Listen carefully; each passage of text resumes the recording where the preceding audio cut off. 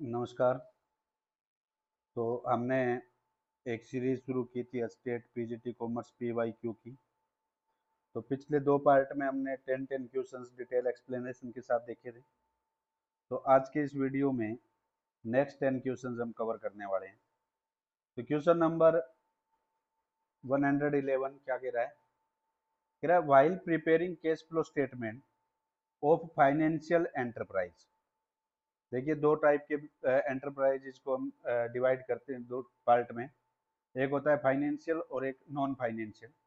तो ये financial enterprise के बारे में पूछ रहा है। Interest and dividend received should be classified as. तो ये कह रहा है कि फाइनेंशियल एंटरप्राइज में इंटरेस्ट रिसीव्ड और डिविडेंड रिसीव्ड को कौन सी एक्टिविटी के अंदर कंसीडर किया जाएगा, ऑपरेटिंग में, इन्वेस्टिंग में या फाइनेंशियल एक्टिविटी में। तो देखिए, फाइनेंशियल एंटरप्राइज जो होते हैं ना, फाइनेंशियल एंटरप्राइज का मेन काम क्या होता है? बोरोविंग करना या लेंडिंग करना या इन्वेस्टमेंट करना, ये मेन काम है। और मेन काम से जो कैश का फ्लो होता है वो ऑपरेटिंग एक्टिविटी में कंसीडर होता है। तो ये फाइनेंशियल एंटरप्राइज है, इसलिए ये जो इंटरेस्ट रिसीव्ड और डिविडेंड रिसीव्ड ऑपरेटिंग एक्टिविटी में कंसीडर होंगे। हाँ, अगर ये नॉन फाइनेंशियल एंटरप्राइज होता तो ये जो इनकम आई है इंटरेस्ट और डिविडेंड के रूप में, ये इन्वेस्टमेंट पर होने वाली इनकम है, तो फिर ये इन्वेस्टिंग एक्टिविटी का होता। एक चीज और जो ध्यान रखनी है वो ये है कि डिविडेंड रिसीव्ड तो फाइनेंशियल एंटरप्राइज है तो ऑपरेटिंग एक्टिविटी का पार्ट है, नॉन फाइनेंशियल में इन्वेस्टिंग का पार्ट होगा। इसी तरीके से डिविडेंड पेड जो है वो, कि कोई भी एंटरप्राइज है, चाहे वो फाइनेंशियल एंटरप्राइज है चाहे वो नॉन फाइनेंशियल है, डिविडेंड पेड जो है वो फाइनेंशियल एक्टिविटी का ही पार्ट रहेगा। इस चीज को ध्यान रखना है कि डिविडेंड रिसीव्ड तो जो है वो तो फाइनेंशियल के लिए तो ऑपरेटिंग है और नॉन फाइनेंशियल के लिए इन्वेस्टिंग है। लेकिन डिविडेंड पेड जो है वो, चाहे वो फाइनेंशियल एंटरप्राइज है चाहे नॉन फाइनेंशियल एंटरप्राइज है, ये फाइनेंशियल एक्टिविटी का ही पार्ट रहेगा। उसके बाद में नेक्स्ट क्वेश्चन क्या कह रहा है ए लिमिटेड हैज एग्रीड टू पे परचेज प्राइस ऑफ बिल्डिंग ₹2,20,000। कह रहा है ए लिमिटेड को बिल्डिंग का परचेज प्राइस पे करना है 2,20,000। Half the payment was made in cash. Half payment तो कैश में कर दी, मतलब कि 1,10,000 की पेमेंट हो गई। And remaining half bye issue of 9% debenture of ₹100 each eight A premium of 10%। और बाकी जो हाफ पेमेंट रहती है उसके लिए कंपनी क्या करेगी? डिबेंचर इश्यू करेगी। कितने फेस वैल्यू वाले डिबेंचर? ₹100 की फेस वैल्यू वाले डिबेंचर। कैसे इश्यू करेगी?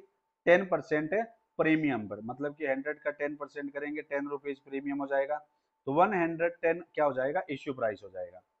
क्वेश्चन कह रहा है कि how much debenture will be issued for paying purchase amount. तो परचेज अमाउंट पे करने के लिए हमें कितने डिबेंचर इश्यू करने पड़ेंगे? मीन्स कि हमें ये कह रहा है नंबर ऑफ डिबेंचर्स बताने हैं।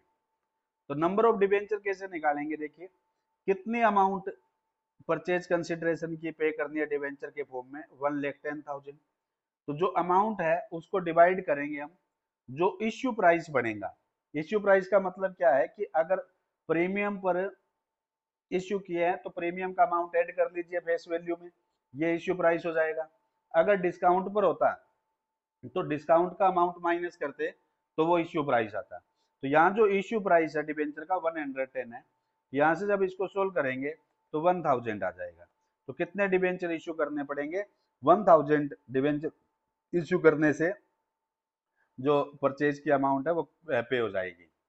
उसके बाद में नेक्स्ट क्वेश्चन कह रहा है which statement is true for receipt and payment account. तो देखिए, रिसिप्ट एंड पेमेंट अकाउंट जो बनता है वो एनपीओ में बनता है, नोट फॉर प्रॉफिट ऑर्गेनाइजेशन में। रिसिप्ट एंड पेमेंट अकाउंट क्या रिकॉर्ड करता है? जो कैश रिसीव हुआ वो डेबिट में रिकॉर्ड करता है, कैश या बैंक के थ्रू जो भी रिसिप्ट हुई हैं, और जितने भी कैश या बैंक के थ्रू पेमेंट हुई है वो सारी पेमेंट से क्रेडिट में रिकॉर्ड करता है। मीन्स की रिसिप्ट एंड पेमेंट अकाउंट का अगर नेचर की बात करें तो नेचर क्या है? ये रियल अकाउंट है। रियल अकाउंट क्या कहता है? डेबिट व्हाट कम्स इन, जो पेमेंट्स आए उनको डेबिट में रिकॉर्ड करो, और जो मतलब जो रिसिप्ट है उनको डेबिट में रिकॉर्ड करो, और जो पेमेंट्स हमने की हैं वो क्रेडिट में रिकॉर्ड करेंगे। ये केस बेसिस पर बनता है। जो एक्चुअल में इस फाइनेंशियल ईयर में केस रिसीव होगा वो रिसिप्ट एंड पेमेंट अकाउंट में रिकॉर्ड होगा, और जो केस में पेमेंट्स होंगे वो सारी रिसिप्ट एंड पेमेंट अकाउंट में रिकॉर्ड होगी। ये बात कोई इफेक्ट नहीं करती इसको कि वो कौन से ईयर से रिलेटेड है। ये सिर्फ क्या है, जो पेमेंट आई उसको रिकॉर्ड करेगा और जो पेमेंट इसने किए उसको रिकॉर्ड करेगा। तो इसने कहा कि कौन सी जो चार ऑप्शन है उनमें से कौन सा ट्रू है। तो फर्स्ट ऑप्शन ये कह रहा है इट इंक्लूड डेप्रिसिएशन, इसमें डेप्रिसिएशन इंक्लूड किया जाता है। तो देखिए डेप्रिसिएशन तो नॉन कैश एक्सपेंस होता है, और नॉन कैश एक्सपेंस को receipt and payment account record नहीं करता, वो सिर्फ कैश की ट्रांजेक्शन को रिकॉर्ड करता है। तो ये इंफॉर्मेशन ट्रू नहीं है। सेकंड कह रहा है it does not include depreciation, ये इंफॉर्मेशन ट्रू है कि ये डेप्रिसिएशन को इंक्लूड नहीं करता है। नेक्स्ट ये कह रहा है it has no opening balance, कि रिसिप्ट एंड पेमेंट अकाउंट का ओपनिंग बैलेंस नहीं होता। ओपनिंग बैलेंस होता है लास्ट ईयर जो बैलेंस बचा है वो लास्ट ईयर का जो क्लोजिंग बैलेंस होता है वो इस ईयर का ओपनिंग बैलेंस बनता है। तो ये इंफॉर्मेशन भी फॉल्स है। नेक्स्ट ये कह रहा है it include income and expenditure item related only to the current period, कह रहा है ये इनकम और एक्सपेंडिचर की आइटम जो करंट ईयर से रिलेटेड है सिर्फ उसी को रिकॉर्ड करता है। नहीं, ये इनकम और एक्सपेंडिचर करंट ईयर से रिलेटेड है उनको रिकॉर्ड नहीं करता, ये सिर्फ केस की ट्रांजेक्शन को रिकॉर्ड करता है, चाहे वो किसी भी ईयर से रिलेटेड हो। जैसे कि अगर मान लीजिए हमने कोई एक्सपेंस की पेमेंट एडवांस में कर दी, उसको भी ये रिकॉर्ड करेगा जैसे ही पेमेंट हुई। इसी तरीके से कोई अगर हमें एडवांस में इनकम रिसीव हो गई या कोई इनकम का एरियर था वो रिसीव इस ईयर में हुआ है, तो उसको भी रिसीव होते ही ये रिकॉर्ड करेगा। तो इसको करंट ईयर से मतलब नहीं है, ये रिकॉर्ड करेगा जो पेमेंट एक्चुअल में हुए हैं और जो रिसिप्ट एक्चुअल में हुई है। तो ये इंफॉर्मेशन भी फॉल्स है। तो इसका जो आंसर हो जाएगा वो ट्रू कौन सा है कि ये डेप्रिसिएशन को इंक्लूड नहीं करता है। नेक्स्ट देखिए, नेक्स्ट क्वेश्चन कह रहा था expenses that are incurred in connection with the formation of a company are called, कह रहा कंपनी के फॉर्मेशन से रिलेटेड जो एक्सपेंसेस है उन एक्सपेंसेस को क्या कहते हैं। तो कैपिटल एक्सपेंडिचर, देखो कैपिटल एक्सपेंडिचर तो वो है जो हमारे फिक्स्ड एसेट्स परचेज करने में जो एक्सपेंसेस होते हैं जिनका बेनिफिट फ्यूचर में लॉन्ग टर्म के लिए मिलता है, वो कैपिटल एक्सपेंडिचर होते हैं। प्रिलिमिनरी एक्सपेंसेस, हाँ ये एक्सपेंसेस हैं वो जो कंपनी के फॉर्मेशन से रिलेटेड होते हैं। जैसे कि इसके अंदर जो कंपनी के रजिस्ट्रेशन करवाने के लिए जो डॉक्यूमेंट्री प्रोसेस कंप्लीट करवाने से रिलेटेड एक्सपेंसेस है, कोई नोटरी एक्सपेंसेस है, कोई ड्यूटी वगैरह स्टैंप ड्यूटी वगैरह इस प्रकार के जो एक्सपेंसेस है उनको प्रिलिमिनरी एक्सपेंसेस कहते हैं। से expenses on issue of share and debenture, share और डिबेंचर इश्यू करने के एक्सपेंसेस, तो ये तो कैपिटल रेज करने से रिलेटेड एक्सपेंसेस है, तो ये भी फॉर्मेशन से रिलेटेड एक्सपेंसेस नहीं है। नेक्स्ट है revenue expenditure, revenue expenditure business के डेली रूटीन के जो एक्सपेंसेस होते हैं, जैसे कि वेजेज पे किए, सैलरी पे की, ये जो रूटीन के रेंट पे किया, इस टाइप के जो एक्सपेंसेस है जो डे टू डे ऑपरेशन के लिए हमें करने होते हैं, पेमेंट करने होते हैं, वो रिवेन्यू एक्सपेंडिचर होते हैं। तो कंपनी के फॉर्मेशन से रिलेटेड जो एक्सपेंसेस होते हैं वो प्रीमिनरी एक्सपेंसेस होते हैं। उसके बाद में नेक्स्ट क्वेश्चन देखिए, recurring grant in the form of maintenance grant is treated as, तो देखिए कह रहा है जो मेंटेनेंस ग्रांट मिलती है और रिकरिंग नेचर की होती है उसको हम कैसे ट्रीट करते हैं, कैपिटल रिसिप्ट। देखिए कैपिटल रिसिप्ट जो होती है वो नॉन रिकरिंग रिसिप्ट होती है, रिकरिंग नहीं होती। डोनेशंस या रिवेन्यू रिसिप्ट, तो रिवेन्यू रिसिप्ट होती है, रिकरिंग का मतलब जो रूटीन में मिलती रहती है जो ग्रांट, तो वो क्या होती है, रिवेन्यू रिसिप्ट होती है। एक है इंडोमेंट फंड।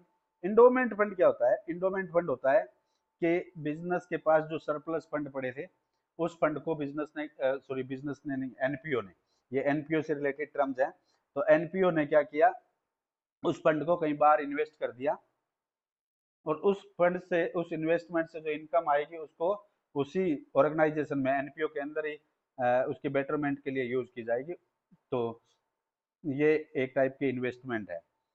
उसके बाद में तो इसका जो करेक्ट आंसर हो जाएगा वो क्या हो जाएगा, रिवेन्यू रिसिप्ट होती है, क्योंकि ये रिकरिंग ग्रांट है जो रूटीन में मिलने वाली है। आगे कह रहा है which hundi is similar to demand bill, कह रहा है कौन सी हुंडी ऐसी है जो डिमांड बिल की तरह ही है, तो दर्शनी हुंडी। दर्शनी हुंडी क्या होती है, वो हुंडी जो जब भी पेमेंट के लिए प्रेजेंट की जाएगी उसी टाइम उसकी पेमेंट होगी, इसकी कोई डेट फिक्स नहीं होती। तो जैसे डिमांड बिल है, जब भी पेमेंट के लिए प्रेजेंट होगा उसी टाइम उसकी पेमेंट होगी, तो इसी टाइप से दर्शनी हुंडी है वो डिमांड बिल की तरह ही होती है, जैसे उसको प्रेजेंट किया जाता है ये ड्यू हो जाती है। तो दर्शनी हुंडी जो है वो इसका करेक्ट आंसर हो जाएगा। उसके बाद में सहयोग जो हुंडी है ये क्या होती है, ये उन लोगों के लिए होती है मतलब जिनकी मार्केट में अच्छी गुडविल है, रेपुटेशन है, जहाँ जो रिस्क है पेमेंट डूबने का वो कम होता है, तो उसको हम बोलते हैं सहयोग हुंडी। उसके बाद में नेक्स्ट है मुद्दती हुंडी। मुद्दती हुंडी क्या होती है, जो जिसका एक टाइम पीरियड होता है फिक्स, फिक्स टाइम पीरियड के बाद में ये क्या होती है ड्यू होती है, जैसे कि 30 दिन 60 दिन इस टाइप से, तो उसको मुद्दती हुंडी बोलते हैं। और जवाबी हुंडी जो होती है वो जब पेमेंट एक जगह से दूसरी जगह भेजनी हो तो उस टाइम जो हुंडी लिखी जाती है वो क्या होती है, जवाबी हुंडी होती है। उसके बाद में क्वेश्चन नंबर नेक्स्ट क्वेश्चन देखिए, from the following which statement is not true for bill of exchange. कह रहा है बिल ऑफ एक्सचेंज के लिए कौन सी स्टेटमेंट ट्रू नहीं है, तो कह रहा है it is drawn by the debtor, ये डेटर ड्रॉ करता है इसको। सेकंड कह रहा है it is drawn by creditor, creditor draw करता है। It contain an order to make payment, या फिर ये कह रहा है it require acceptance by the drawee और some else on his behalf.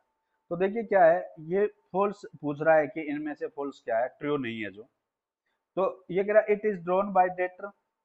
Debtor कौन होता है, डेटर वो है जिसने पेमेंट करनी है, मतलब जिसने गुड्स या सर्विस को क्या किया है, परचेज किया है।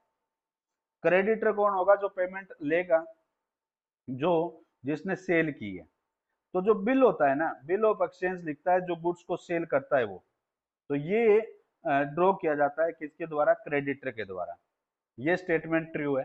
डेटर तो उसको एक्सेप्ट करता है, ड्रॉ नहीं करता, ये फॉल्स है। उसके बाद में नेक्स्ट कह रहा है it contain an order to make payment, कि ये पेमेंट के लिए एक ऑर्डर है, ये बात करेक्ट है, ये ऑर्डर होता है पेमेंट का।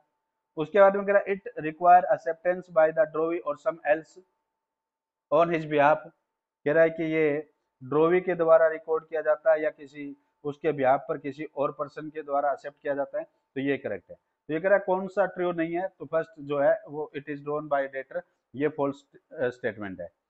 उसके बाद में क्वेश्चन नंबर 118 है, कह रहा है Kaushal and Gulab are partner in a firm sharing profits in the ratio of 5:3। कह रहा है कौशल और गुलाब जो है वो पार्टनर है किस रेशियो के, 5:3 के। They admit Raju as a new partner for 1/7 share, इन्होंने राजू को एडमिट किया कितने शेयर के लिए, 1/7 शेयर के लिए। The new profit sharing ratio will be, तो इनका न्यू प्रॉफिट शेयरिंग रेशियो क्या होगा, 4:1 होगा। तो सेक्रीफाइस रेशियो हमें यहाँ कैलकुलेट करना है। तो सेक्रीफाइस रेशियो कैलकुलेट करने का फॉर्मूला क्या होता है, सेक्रीफाइस रेशियो कैलकुलेट करने का फॉर्मूला होता है old ratio minus new ratio. तो यहाँ जो कौशल का ओल्ड रेशियो है वो 5/8 है, न्यू रेशियो है 4/7 है। तो ये एलसीएम आ जाएगा 56, 35 माइनस 32, 3/56 हो जाएगा। जो गुलाब है उसका ओल्ड रेशियो है 3/8, न्यू रेशियो हो जाएगा 2/7, 56 एलसीएम 21 माइनस में 16, 5/56। तो रेशियो क्या बना, इनका सेक्रीफाइस क्या बना, 3/56 और 5/56 मीन्स की सेक्रीफाइस रेशियो बना 3:5। तो ये इसका करेक्ट आंसर हो जाएगा। उसके बाद में नेक्स्ट क्वेश्चन कह रहा है a company forfeited 200 share of 100 each, 200 share forfeiture की है, 100 का एक है। 70 called up, 70 called up value थी, on which the share holder paid 50 per share, तो और शेयर होल्डर ने पेमेंट कितनी की, 50। तो कुल मिला के फॉरफिटेड अमाउंट क्या हुआ, 200 शेयर पर 50 शेयर होल्डर ने पेमेंट किया, तो 10,000 फॉरफिटेड अमाउंट है। आगे कह रहा दी share were reissued at 80 as fully paid up. Fully paid up का मीनिंग क्या होता है कि फेस वैल्यू को इक्वल ट्रीट किया, उसको 100 का मान के 80 के रेट से रीइश्यू किया, मीन्स कि 20 रुपीज पर शेयर डिस्काउंट दिया। आएगा the share forfeited account be debited in the reissue entry with. तो ये कह रहा है जब हम उस शेयर को री इश्यू करेंगे तो देखो री इश्यू के टाइम जो डिस्काउंट दिया जाता है वो जो फोरफिटेड अमाउंट होती है इन शेयरों की, फ्रेश डिस्काउंट तो दे ही नहीं सकते, तो जो पहले फोरफिटेड अमाउंट होती है उसी में से डिस्काउंट दिया जाता है, उसी से चार्ज किया जाता है उस अमाउंट को। तो ये कह रहा है कि कितने अमाउंट से शेयर फोरफिचर अकाउंट को डेबिट किया जाएगा, तो कितने से किया जाएगा, 200 शेयर्स हैं और 20 पर शेयर क्या हो गया, डिस्काउंट हो गया। 100 का था, 80 के रेट से रीइश्यू किया, तो 200 का 20 के रेट से करेंगे तो 4000 क्या हो जाएगा, टोटल डिस्काउंट हमने रीइश्यू के टाइम दिया है, जो कि हमें शेयर फॉरफीचर अकाउंट से रिकवर करना है। तो फॉरफीचर अकाउंट को डेबिट करना होगा कितने से, 4000 से।